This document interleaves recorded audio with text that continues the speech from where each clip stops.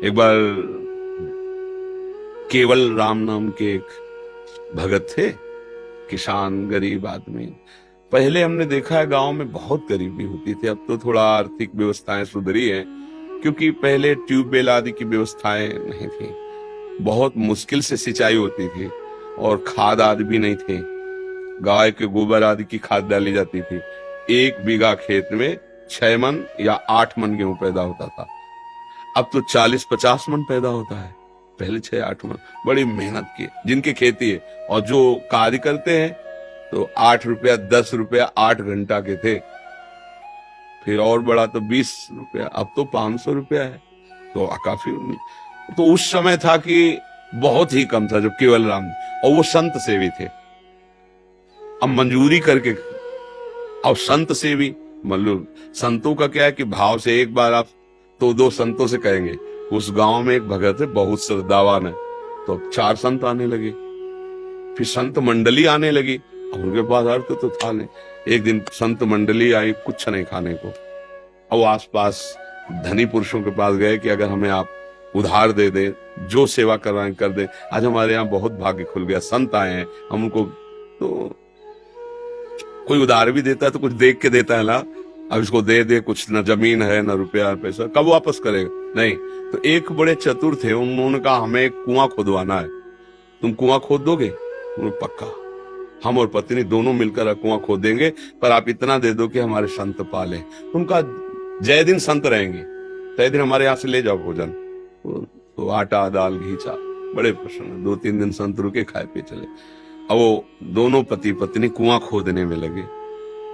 एक फावड़ा मारते राम, राम भगत, वो तसला उठाते राम, नाम लेते हुए ऐसा 60 हाथ खोदने पर तब कहीं पानी निकलता था।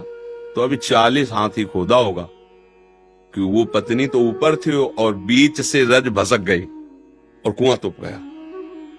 तो 20-25 हाथ मिट्टी उनके ऊपर। अब सेठ ने कहा कि भाई हम क्या कर सकते हैं, और उस समय जेसीबी वाला जमाना तो था नहीं, पुराना समय। कहा भाई हम तो पैसे भोजन दिया था, तय किया था खुदवान, और मर गए कैसे, अब इतना खो कैसे भाई, कोई यंत्र हो तो जल्दी जल्दी। और फिर मनुष्य जीवन तो एक क्षण का है, श्वास पूरी नहीं तो मर जाओगे भाई, आधा मिनट, पौन मिनट, 1 मिनट, इसके बाद तो दम घुट जाएगा, प्राण तो मर गए, ऐसा सबको। पत्नी को समझा बुझा के कुछ दे ले खान पान के, कि भाई वो तो पधारी गए हैं, अब जब आपको जरूरत हो हमसे ले जाना, ये सहयोग कर सकते हैं। अब तो ऐसा तो नहीं कि कुआं खोदा जाए जिंदा मिले। पर वो राम राम जपने वाले एक एक फावड़े पे कुआं पूर दिया गया कि ये ठीक नहीं, असगुन हो गया, आदमी मर गया उसमें। एक दिन वहां से कोई राजा निकल रहे थे, मार्ग था, तो उनको सुनाई दिया राम राम। ऐसी मधुर अमृतमयी वाणी की वो अपने रथ से उतरे, उनका ये किस भगत के द्वारा आर्त भाव से भगवान को पुकारा है। बोले यार तो कोई भगत नहीं। बोले नहीं,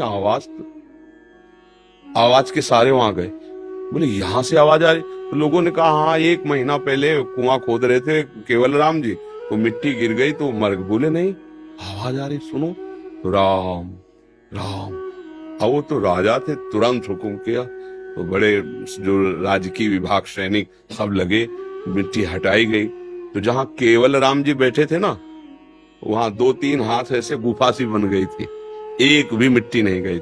और जब वहां खोद के पहुंचे तो देखा सामने सुंदर भोग और शीतल जल। 1 महीना हो गए थे दबी हुई। ऐसे बैठने के कारण थोड़ा पीठ टेढ़ी हो गई थी। वो कहा पूरे स्वस्थ, भोजन पानी सब वही। कौन दे रहा है? जो अखिल ब्रह्मांडों को दे रहा है। अगर गृहस्थी में हो, अपना कार्य कर रहे हो और नाम जप कर रहे हो, तो महान भक्त हो। भाई ये बातें हमारी केवल कथा सुनने में तो अच्छी लगती, लेकिन समझ में नहीं आती।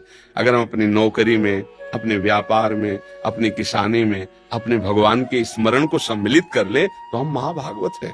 बिल्कुल, इसमें बिल्कुल डरने की जरूरत नहीं कि अब हम भजन करेंगे तो गोली कैसे चलाएंगे। वो भी भजन है, जैसे माला से भजन हो रहा है वैसे गोली चलाने। अगर तुम्हारा अधिकार है और कानून व्यवस्था आदेश करती है उसको दंड देने के लिए, तो वो दंड देना भी भजन ही होगा। ऐसा